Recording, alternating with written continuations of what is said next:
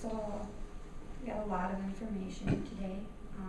And one thing I want you to think about when I'm giving my speech is the saying, every gray cloud has a silver lining. Because no matter what bad thing comes, you can always find some type of good out of it. Today I'm going to explain what positive thinking is. I want you guys to find a moment that was a little difficult in life. Now try to think of something positive that might come from that. Did your perception change on what it was? If not, it is hard to do it sometimes. So I've done lots of research on positive thinking, and I work with a therapist to try to change some of the things in my life to where I'm looking at the positives of things rather than just focusing on the negatives. Today I'm going to talk about how positive thinking, what it looks like, different situations it can be used in, and the health benefits of positive thinking. Positive thinking has many different faces. You can see it in different ways. One way is optimism, hopefulness, or confidence in the future, knowing that there will always be a brighter day, no matter how difficult the day in itself is. Positive thinking is also self-talk, or positive self-talk would be a form of positive thinking. Self-talk is an endless stream of unspoken thoughts. And one rule to make it positive is to never say something that you wouldn't say to someone you care about. So your significant other, your sister, your mom. If you won't say it to them, don't say it to yourself, because it doesn't have any, it's not good. Instead of thinking, there's no way this will work, saying, I can make this work, and how can I make this work, is a way to do that. Anyone can learn to think positively. One way to retrain your brain to think more positively is if you find yourself making a negative thought or thinking negatively, counter it with three good things.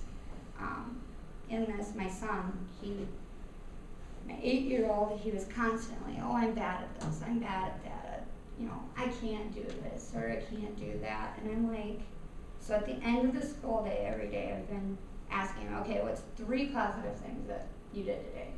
I don't care if it was just go to recess, I don't care if I wrote 3 sentences, I don't care what it is, just give me 3 positives, and we'll go on. And at first, he was like, no, I don't want to do this. I can't do it. I don't know what I did. And so now he has gotten to a point where he gets in the car after school and he says, Mom, what's 3 positive things you did today? And I'll tell you my 3. And I'm like, oh man, switch this around on me. He got me on that one. It's like, well, that works. At least now I know he's using it and he can find the positives in it. My next main point is situations you can use positive thinking in. A lot of people have stress. Everybody has stress. Using positive thinking when it comes to the stress is very helpful.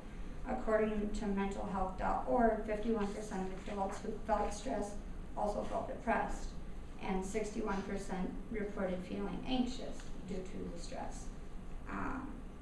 So one of the best situations to use positive thinking is when you are stressed out. Try to find the positives.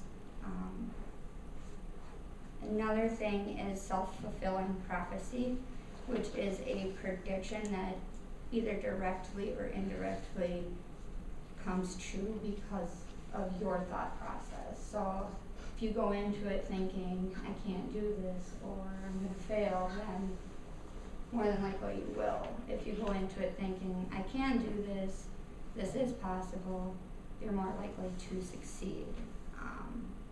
The feedback between belief and behavior has been linked.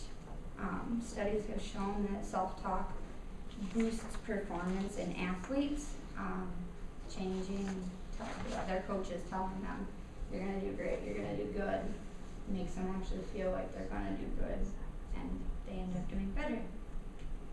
So now that I've gone over the phases of positive thinking and the situations you can use it, I'm going to go over the health benefits of positive thinking. The University of Wisconsin said that there's a science that's emerging that says that positive attitude isn't just a state of mind, it also has linkages to what's going on inside the brain and the body. Positive thinking can lower cardiovascular risk, lower cortisol levels, which is stress hormones. You can have less inflammation, and you can also strengthen your immune system. Mayo said that it decreases negative stress, you can build resistance to colds and flus, better sense of well-being, and reduces of coronary artery disease. And then coping skills, it strengthens coping skills during hardships or setbacks. And coping skills are like tools in a toolbox. They're there, and you've always got them, but you don't necessarily always need them, but you can go back to them when you do need them. So in conclusion, I told you what positive thinking can look like, the situations where positive thinking can be used, and the health benefits from positive thinking. Thank you.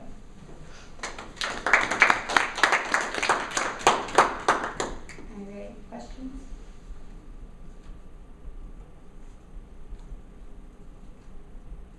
How has positive thinking benefited your life? It's when I get into really stressful situations with my son, I try to think of the positives that are coming from, like, when Carter, he had a big surgery. I sat and focused on the positives. What will this bring in the future, rather than look at what he's going through now. So focusing on the positive helped me feel better about my decision, and so positive thinking, I do that a lot when it comes to decisions I have to make with him. What is going to be better for him in the long run, rather than the difficulties that we're going to face today. Yep. Do you use the same methods with like your friends and like your friends instead of just like your son and your family? I've just started with me and him, just because I am still learning myself on it. But I do try to, when someone comes to me with a hard situation, I say, okay, what are the positives? What are the good things that are going to come from this? Like, you're going to make a decision, and if you look at the positives, what can outweigh